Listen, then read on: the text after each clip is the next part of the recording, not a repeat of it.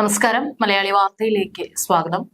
ഇന്നാണ് കേരളത്തിന്റെ പുതിയ ഗവർണർ രാജേന്ദ്ര ആർലേക്കർ ആദ്യമായി സഭയിൽ നയപ്രഖ്യാപന പ്രസംഗം നടത്തിയത്. എല്ലാവരും പ്രതീക്ഷിച്ചതുപോലെ എന്തായിരിക്കും സംഭവിക്കുക എന്നുള്ളൊരു ആകാംക്ഷ ഉണ്ടായിരുന്നു. പക്ഷേ പുതിയ ഗവർണറായിട്ടുള്ള ആർലേക്കറിനെ പ്രകോപിപ്പിക്കാൻ പിണറായി സർക്കാർ തൽക്കാലമില്ല. പുതിയ ഗവർണറുടെ ആദ്യ നയപ്രഖ്യാപനത്തിൽ കേന്ദ്ര സർക്കാരിനെ കടന്നാക്രമിക്കാത്ത നയപ്രഖ്യാപനമാണ് സർക്കാർ തയ്യാറാക്കിയത്. സാമ്പത്തിക മേഖലയിലെ കേന്ദ്ര നയങ്ങൾ കേരളത്തിന് വെല്ലുവിളിയാണെന്ന പരാമർശം നയപ്രഖ്യാപനത്തിലുണ്ട്. പരോക്ഷമായി അല്ലാതെ കടന്നാക്രമിക്കുന്ന തരത്തിൽ കേന്ദ്രത്തെ നയപ്രഖ്യാപനത്തിൽ കുറ്റപ്പെടുത്തുന്നില്ല. നിയമസഭയിലെത്തിയ ഗവർണറെ ഏറെ സന്തോഷത്തോടെയാണ് മുഖ്യമന്ത്രി പിണറായി വിജയൻ സ്വീകരിച്ചത്. ഏറെ നേരം സ്വീകരണം നീളുകയും ചെയ്തു.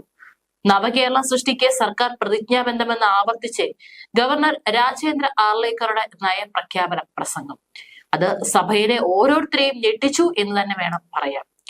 ഉയർന്ന നിലവാരത്തിലുള്ള അടിസ്ഥാന സൗകര്യങ്ങൾ, അറിവടിസ്ഥാനമാക്കിയുള്ള സമ്പദ് വ്യവസ്ഥ, നിലവാരമുള്ള വിദ്യാഭ്യാസം, ആരോഗ്യ സംരക്ഷണം എന്നിവയിൽ ഊന്നിക്കൊണ്ടായിരിക്കും ഇത്. എല്ലാവർക്കും പാർപ്പിടം ഉറപ്പാക്കുമെന്നും അതിദാരിദ്ര്യം ഇല്ലാതാക്കുമെന്നും അദ്ദേഹം കൂട്ടിച്ചേർത്തു. സമൂഹത്തിലെ ഡിജിറ്റൽ വേർതിരിവ് ഇല്ലാതാക്കും. എല്ലാവർക്കും ഇന്റർനെറ്റ് കണക്ടിവിറ്റി ഉറപ്പാക്കും. സംസ്ഥാനത്തിന്റെ പക്കലുള്ള വിഭവങ്ങൾ പരിമിതമാണെങ്കിലും അവ ഉപയോഗിച്ച് ലക്ഷ്യങ്ങൾ പൂർത്തീകരിക്കാനുള്ള ശ്രമത്തിലാണ് സർക്കാർ എന്നും തന്റെ പ്രഥമ നയപ്രഖ്യാപന പ്രസംഗത്തിൽ ആർലേക്കർ പറഞ്ഞു. 15ാം കേരള നിയമസഭയുടെ 13ാം സമ്മേളനത്തിന് തുടക്കം കുറിച്ചുകൊണ്ടാണ് ഗവർണർ രാജേന്ദ്ര ആർലേക്കറുടെ നയപ്രഖ്യാപന പ്രസംഗം ആരംഭിച്ചത്. മലയാളത്തിൽ നമസ്കാരം എന്ന് പറഞ്ഞുകൊണ്ടാണ് ഗവർണർ പ്രസംഗം ആരംഭിച്ചത്. പ്രസംഗത്തിനായി നിയമസഭയിലെത്തിയ ഗവർണറെ ഗാർഡ് ഓഫ് ഓണർ നൽകിയാണ് സ്വീകരിച്ചത്. അടിസ്ഥാന സൗകര്യ വികസനത്തിന് സർക്കാർ മുൻഗണന നൽകുന്നുണ്ടെന്നും ജനങ്ങൾക്ക് നൽകിയ വാഗ്ദാനങ്ങൾ പാലിച്ചു വരുന്നുവെന്നും ഗവർണർ നയപ്രഖ്യാപന പ്രസംഗത്തിൽ പറഞ്ഞു. ദാരിദ്ര്യ നിർമ്മാർജ്ജനത്തിന് മുൻഗണന നൽകുന്നുണ്ടെന്നും എല്ലാവർക്കും പാർപ്പിടം ഉറപ്പാക്കാൻ നടപടി പുരോഗമിക്കുകയാണെന്നും 64,006 അതിദരിദ്രരെ കണ്ടെത്തിയെന്നും അവരുടെ പ്രശ്നം പരിഹരിക്കാൻ നടപടി തുടങ്ങിയെന്നും ഗവർണർ പറഞ്ഞു. ആരോഗ്യ വിദ്യാഭ്യാസ മേഖലയിൽ വൻ പുരോഗതിയാണ് കേരളം കൈവരിച്ചിട്ടുള്ളതെന്നും വികസന നേട്ടങ്ങളിൽ കേരളം മാതൃകയാണെന്നും ഗവർണർ രാജേന്ദ്ര ആർലേക്കർ പറഞ്ഞു. ഇന്റർനെറ്റ് സാർവത്രികമാക്കിയത് മുതൽ ഡിജിറ്റൽ സർവേ നടപടികൾ പൂർത്തിയാക്കിയതിൽ വരെ കേരളം നേട്ടത്തിന്റെ പാതയിലാണ്. അതിദാരിദ്ര്യ നിർമ്മാർജ്ജനത്തിന് നടപടിയെടുത്ത് ഉന്നത വിദ്യാഭ്യാസ മേഖലയെ കേരളത്തിന്റെ നേട്ടം എടുത്തു പറയേണ്ടതാണ്.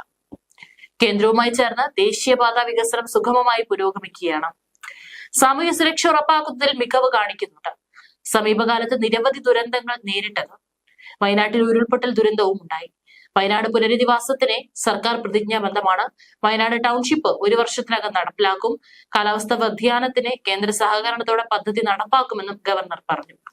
സഹകരണ മേഖലയിൽ കഴിഞ്ഞ വർഷം മികച്ച നേട്ടം കൈവരിച്ചുവെന്നും ഗവർണർ എടുത്തു പറഞ്ഞു. കരിക്കുലം നവീകരണം ചരിത്രപരമായ നേട്ടമാണ്. 4 വർഷ ബിരുദ കോഴ്സ് ഫലപ്രദമായി നടപ്പാക്കി. സംസ്ഥാനം സാമ്പത്തിക ബുദ്ധിമുട്ട് നേരിടുന്നുണ്ട്. GST നഷ്ടപരിഹാരം ഇല്ലാത്തതും ഗ്രാന്റുകൾ കുറഞ്ഞതും പ്രതിസന്ധിയാണെന്നും നയപ്രഖ്യാപനത്തിൽ ഗവർണർ പറഞ്ഞു. GST വിഹിതം കുറഞ്ഞത് ധനകാര്യ കമ്മീഷനെ പരാതി അറിയിച്ചു കഴിഞ്ഞു. സാമ്പത്തിക ബുദ്ധിമുട്ട് സംസ്ഥാനം നേരിടുന്നുണ്ടെന്ന് പറഞ്ഞത് കേന്ദ്രത്തിനുള്ള പരോക്ഷ വിമർശനമായി. ഇതിനൊപ്പമാണ് കേന്ദ്ര സർക്കാരിന്റെ സാമ്പത്തിക നയങ്ങൾ കേരളത്തിന് ബുദ്ധിമുട്ടുണ്ടാക്കുന്നുവെന്ന പരാമർശവും വന്നിരിക്കുന്നത്.